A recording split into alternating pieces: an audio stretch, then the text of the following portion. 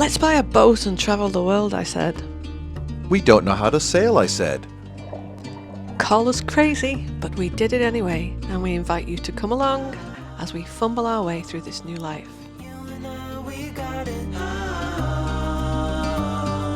We don't need no more. Even in the hard times, you and I can weather any storm. Rex will lead straight on to where he's stood.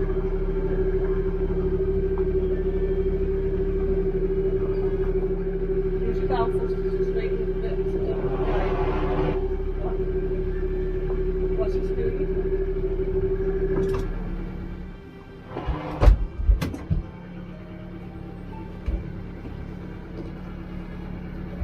We need a little bit of speed to get back.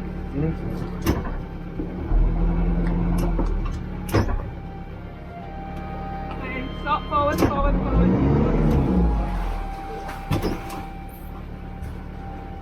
You what? Hello. Okay, yeah. It's worth a high five. It's worth a for a fish. kiss. And You did really, really well. and a breakfast. Yeah. Relieved that our first docking in almost a year had gone without incident, we were now able to turn our attention to some last-minute electrical work, a solar panel installation, and generally getting Galeen clean and ready for our departure to Turkey. So we're T-minus 1 day for taking off to Turkey. We're at Gouvet Marina right now in Corfu.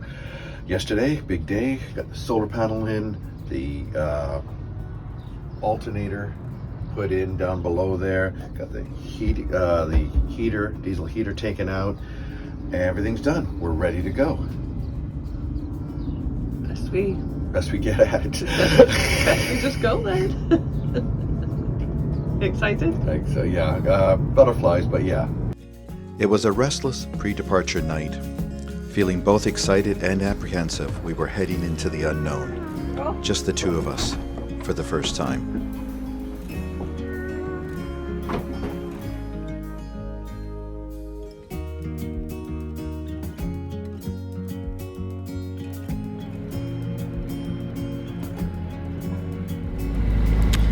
It's June 8th and it's the day for us to say goodbye Corfu.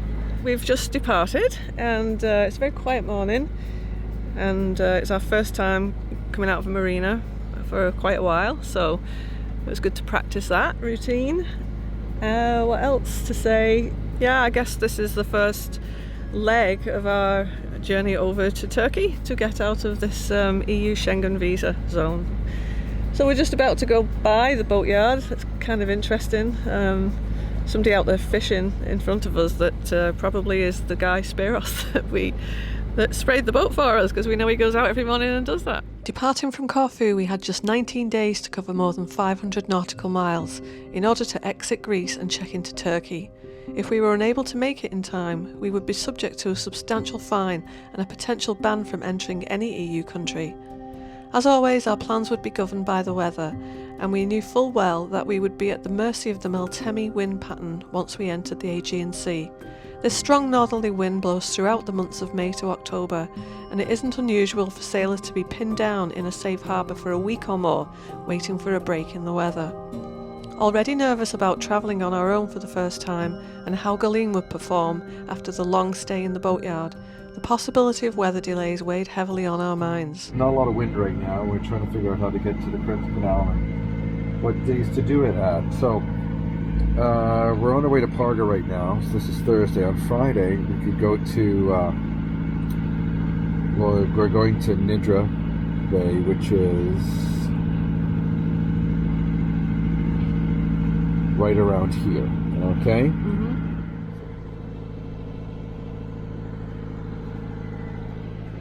All set for a nice hot shower when we get into the anchorage. And it's free because we filled up with marina water before we left. Whose bright idea was that, Mr. Gale? That was your bright idea.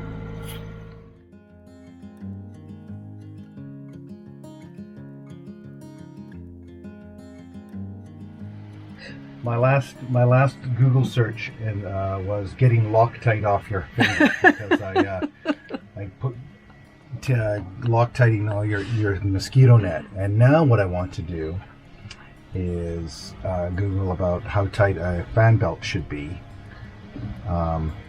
because it's squeaking. It feels a little tight, and I just want to know if it's a rule of thumb that you always loosen it. Yeah. Oh. Yeah. So this is day one on the water, on the cruising life, and of course you end up in the engine room as soon as we drop the anchor. No, but it's good. It's good. It's good. It's been a really good day, actually. Yeah. Look at that sky. The sun is just going down. Very pretty here.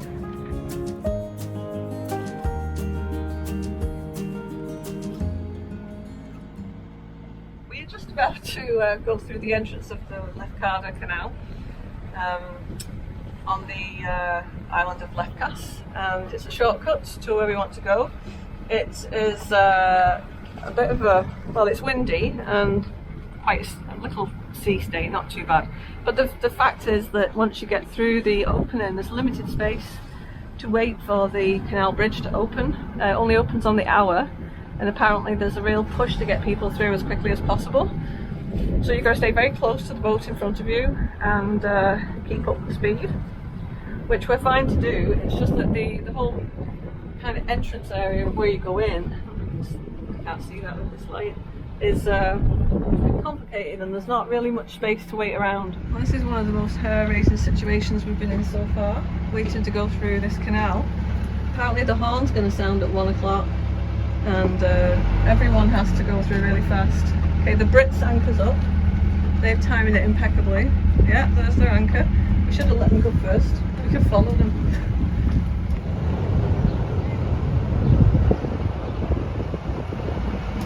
Pete, you're doing an absolutely amazing job, love. The Lefkas Canal divides the island of Lefkas from the Greek mainland. It's 3.5 miles long and is dredged regularly. Depths range from 5 to 6 meters in most parts, down to 3.5 meters in places. The safe but narrow transit zone is marked by red and green buoys along its length. Thrifty cruisers like us will be happy to know the canal is free to transit. You know the problem with doing something that scares you, don't you? What? It scares you. But you feel alive, don't you? Oh yeah. You may wonder how we decide where to break our journey. And although we have hard copy cruising guides, we're finding we rely more and more on the Navally app. We opted for the premium subscription mostly because it gives automatic scoring of anchorages based on changing conditions. When planning our trip through the Lefkas Canal, we knew we'd want a protected anchorage when we arrived on the other side. So we were able to click on the various anchorages on the Navally app, and we came to Velo Bay. Our next step is to confirm what the anchorage or the mooring or the marina has to offer and if it meets our needs. For an anchorage, our main concern is always what the wind will be doing and the swell, so that we're afforded a safe and comfortable night's stay. The fact that this anchorage is denoted in a green colour told us that with the direction of the wind and the amount of swell, it would be a good choice for the stay. And although we were only staying for one night, the app does have a 72-hour weather forecast, and so it factors in the changing conditions as you look ahead. We also have information on the type of seabed, so we know what to expect in terms of our anchor's holding. And finally for us, our decision sometimes is made on what amenities are nearby, and the reviews that other cruisers leave are particularly helpful in this respect as well. So we left UVA Marina on June 8th, and it's now June 11th, and we've had sails up, all the sails up, 0 times in that few days. We've had the foresail up once to motor sail, and that was when we were heading to Lefkas to go through the canal and then continue on our journey towards the Canal, which will be our shortcut over to the Aegean. We've been motoring the whole time, and conditions have pretty much been like this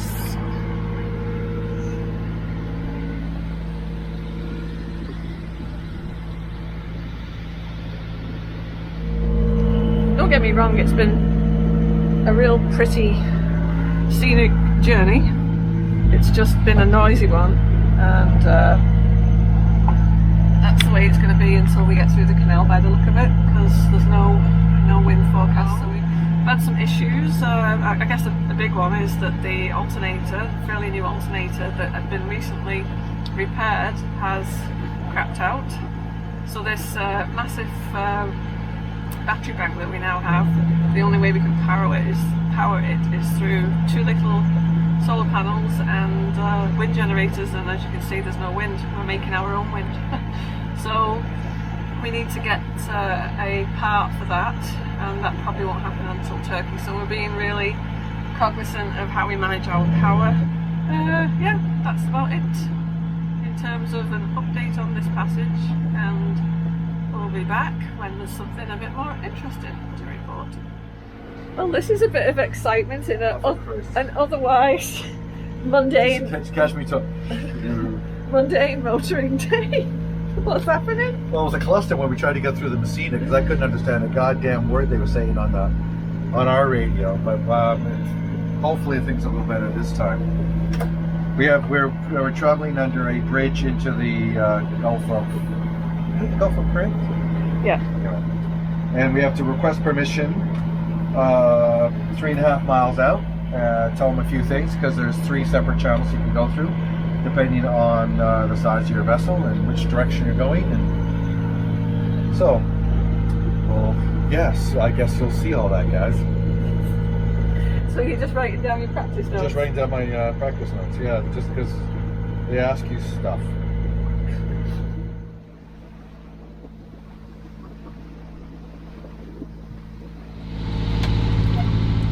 Rio traffic, Rio traffic, Rio traffic. This is sailing vessel Galene, over. Sailing vessel Galene, this is Rio traffic, over. We are currently 1 mile west and are preparing to transit the North Channel, over. Understood, sir. You have permission to pass from the North Navigation Channel, keeping 1 pylon on your port side and 3 pylons on your starboard side, over. 1 pylon on the port side, 3 pylons on the starboard side. Thank you, and standing by on 1-4. All correct, sir. Stand by on channel 1-4. Thank you very much. You're getting better and better. Oh, for at this crying every out loud. time. Practice makes perfect. You got this. Well, we got ferries going back into, so Yeah.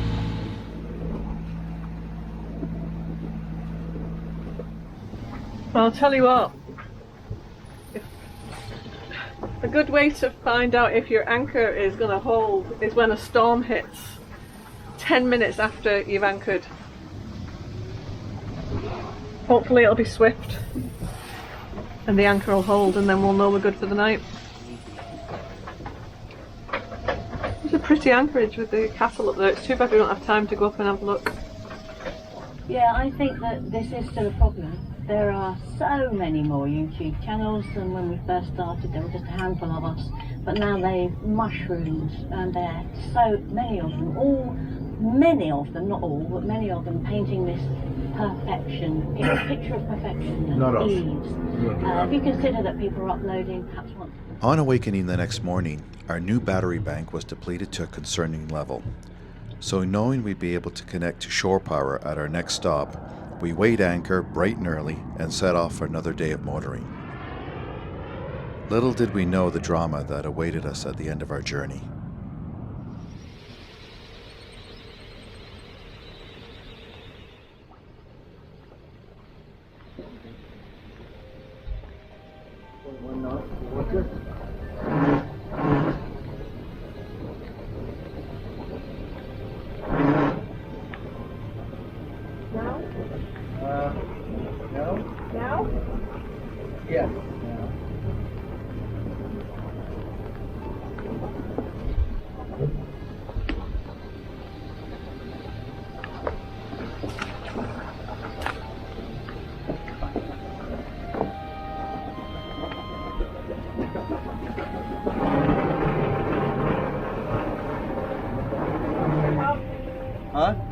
Yeah, were you bow thrusting that way? I was because the valve was going like Wow. really quick into that. Yeah. Okay. Okay, Neutral? neutral there. Okay.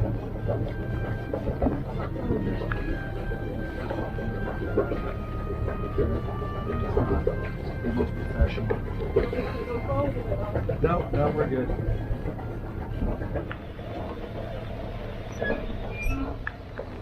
I will be holding the spring. Don't worry about it. I'm just saying, going to put some more fenders so when we get there. That's fine. Let's just, before Yeah, someone no, comes no. in, steals the spot. I'm just full of brilliant ideas. Can I do that? Yeah. Kick forward, yeah. Have your bow thruster ready. You should actually be kicking, as soon as you tick forward, it should kick right? Yeah. Just hold of that spring line as we go. Yep, you're free.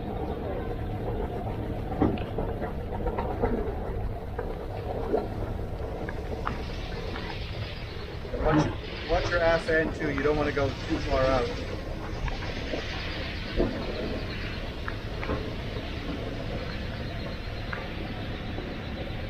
Careful. Careful, they're running up. They're running up. Okay. Do not bow thrust out. Okay, turn out slightly. Turn. Okay.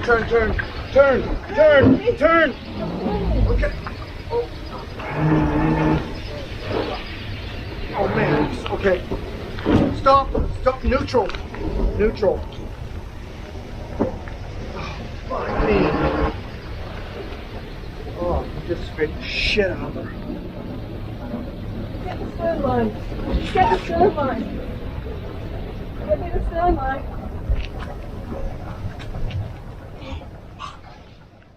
All your life you've tried to be a good man inside. Did everything that you thought you should.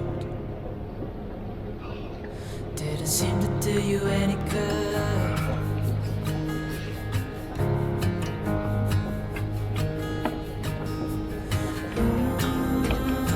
Right down. I know you've tried so hard. I know you've done your part. It's not fair. You did your time. How much longer will you suffer in this life? But don't give up. Just hold on tight. It'll be alright.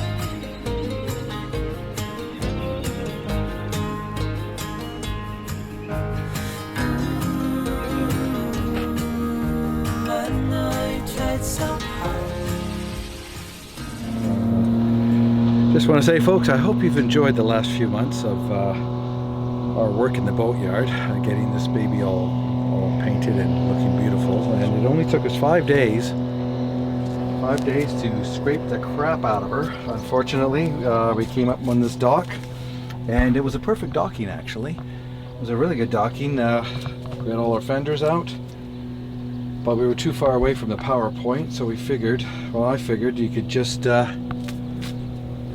give it the gas, move up the dock a little bit, your fenders will be fine, take care of you. That turned out to be not the case. The fenders popped up and just did a bit of a recreation of the iceberg hitting the Titanic, I'd imagine. So it's a big scrape and it was just sickening, but not something that can't be fixed. So Deb, just we were at least 2 weeks away from Marmaris in Turkey. We're still in Greece. We've got to get out of Greece, and we can't hang around and get this fixed proper. So Deb's just going to paint a little bit of bilge paint over it just to protect it, because in a couple places it's right down to the fiberglass.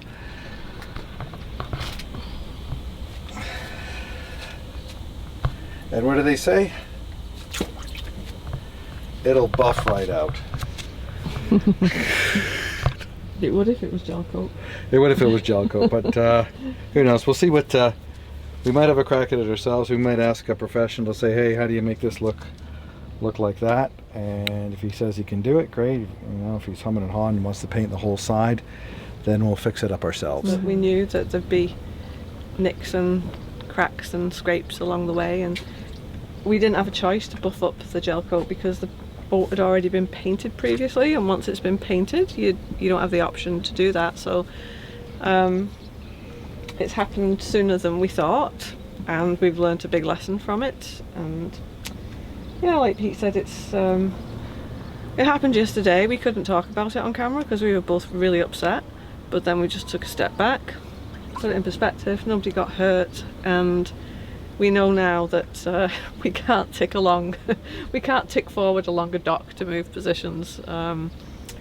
So yeah, I don't know, that's it, that's life, isn't it? So just have to get on with it, get her looking a bit better, and we'll patch her up properly when we can.